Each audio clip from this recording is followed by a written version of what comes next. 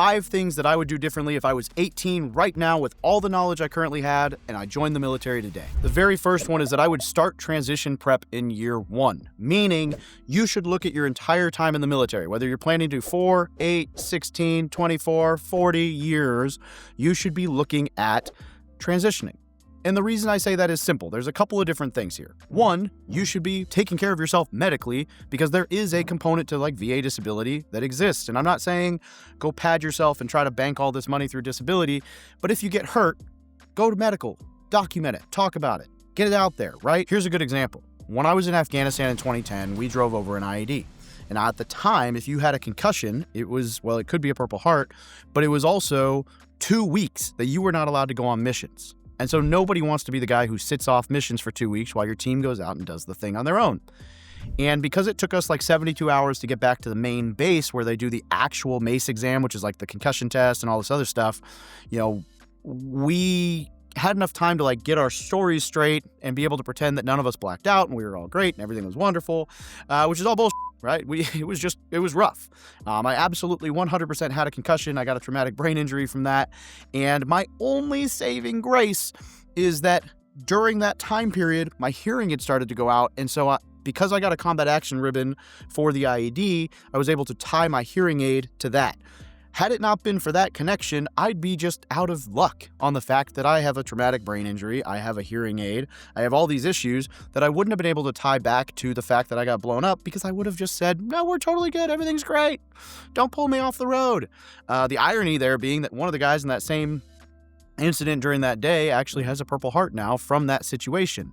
And so, I got lucky because I did document the hearing aid, but I mean, I could have been set up a lot better. And there were other instances. There were things like, my knee hurting and I just don't even bring it up. And then years down the road, I get knee surgery. Or there were things like, whatever. There's always things, right? And don't get me wrong. I understand when you're active duty, nobody likes to be the guy who goes to medical. So I'm not saying go to medical all the time. I'm just saying if you have a real issue, go to medical and talk about it. Because I had a few different things that down the road wouldn't have been connected to service had I not at least said something while serving about this issue. They may not have diagnosed it at the time, but at least the fact that it was in my record. So when you're serving in those first few years, if you have an injury, even if it doesn't feel like much, just talk about it. Even if you just wait until your next physical that you're required to go to, and then you bring up all 7 things that you wrote down, like, hey, this happened, this happened, this happened. I didn't think it was a big deal, but these things happened. At least that way it's in your record for you talking about it. As somebody who's filmed YouTube videos that have gotten hundreds of thousands of views about VA disability, I can assure you there are a lot of people who wish that they had documented things while serving that are currently fighting really intense battles with the VA to get the care that they deserve. You don't want to be in that situation. Also, in the note about transition, start thinking about long-term job opportunities and career fields and schools that you want to go to and college and tuition and just always be preparing yourself for the fact that at some point you are going to be leaving the military. So invest like it, do education like it, prep like it, document things, just know that there's always going to be a time you exit, and the more you can be prepared, the easier it'll be to set yourself up for success. Part of that is also finding your identity outside of the military, who you really are, what hobbies and things you enjoy outside of service, and maybe even start cultivating some level of purpose outside of the military, because when you transition out of the military, the thing that hits everybody the hardest is the loss of identity and the loss of purpose. So the more work you can do on that inner stuff now, the better. Number 2, I would max out my TSP with a strong asset allocation, meaning I would either put all my money into the life cycle, Roth TSP, as much as you could contribute. I would say 20% and then more if you can. Or I would do a ton of homework to pick the right fund allocation for yourself based on your own risk and your age and all of that stuff, your risk tolerance, to determine what strategy, what fund allocation makes the very most sense for you, and I would contribute to that. I would not leave my money in the G fund, which thank God your funds don't start there anymore. I would probably say Roth is better than traditional for 90% of service members, but again, do your own homework. And I would pick that fund. I would put as much as I could stand putting away in those first few years. And every time I got a pay raise, I'd up it 1%, 2% to keep up so that you're still getting a little bit of a raise every time.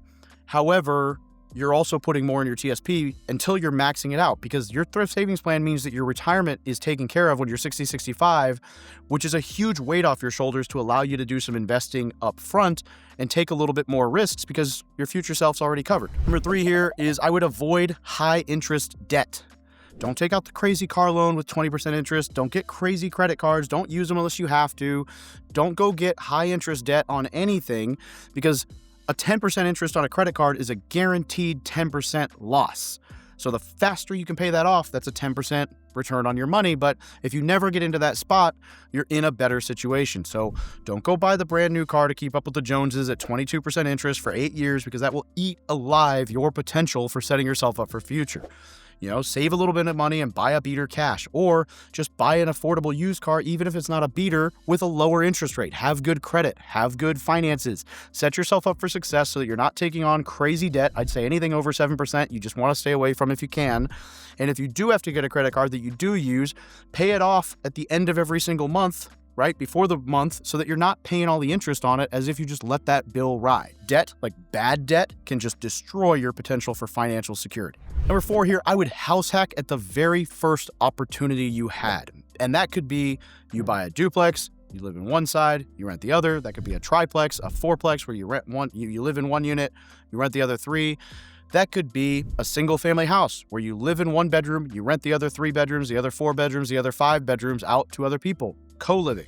Those are both great options. There are a myriad of ways that you can house hack. But this is the thing. If you are collecting BAH, so the moment you get to collect BAH, whether you got married, you got seniority, whatever, utilize this immediately, because you're either going to be paying rent to somebody and you'll never see it again, or you'll buy a house that doesn't make sense and you could put yourself in a hurt locker, or you can leverage this strategy in which you can set yourself up for success, because you're no longer your tenants are now covering what you would have been paying for rent. You get to keep all that money and you can reinvest it into other real estate, into index funds, into paying down bad debt to set yourself up for success. House hacking is the single best strategy for starting off with real estate. You can do it multiple times. And if you want to learn more, I'll drop a link down below. I hold a free training every Friday where we talk about this. I go into detail on everything you need to know about house hacking.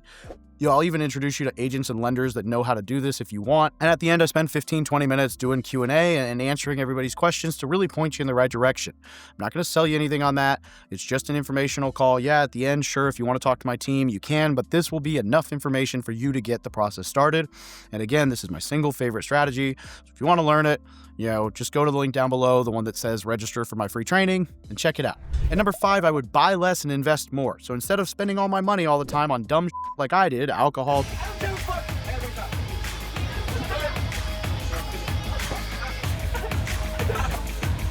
tattoos, it's a Harley I couldn't even ride the first year I owned it because I was still in Japan. Dates with women, whatever. I'm not saying you can't do any of that, but I would be smart enough to invest a chunk of it and pay myself first, whether that's paying down bad debt or just investing it in an index fund or saving it for a real estate project. I made like $18,000 while I was deployed that I had nothing to do with. I came back with like 18 grand. I made more than that, but I came back with like $18,000. And I blew it on a truck, a sniper rifle, a Harley, tattoos, and alcohol almost right away. Not worth it.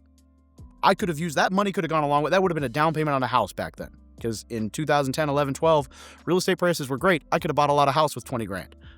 And that house would now be worth 2 or 3 times what I'd originally bought it for.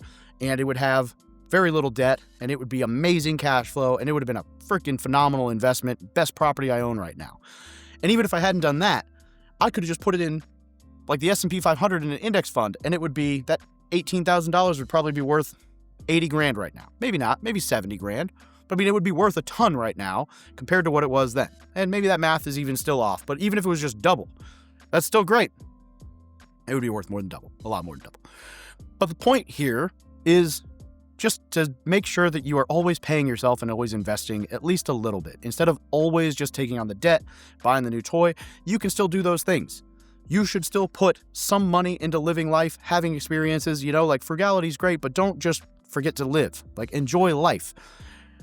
But save and invest a chunk so that you are taken care of in the long run while you still can. Every dollar you invest at an early age is worth infinitely more than trying to play catch up 30 years down the road. Trust me, the maths. And then as a bonus, you can join or build a like-minded community. There is something powerful about figuring out your long-term goals and getting around people that know those things, understand those things, and want to talk about them. If you're like, I want to be a fitness instructor. Great. Get yourself in a community of fitness instructors. If you're like, I want to be a real estate investor. Great. Happy to talk to you about the War Room Mastermind, which is our real estate investing and really just military investing community of service members and vets. We've got 700 people in there just crushing it right now. 40% are still active duty, 60% are vets. It's only service members and vets, and it's an incredible community.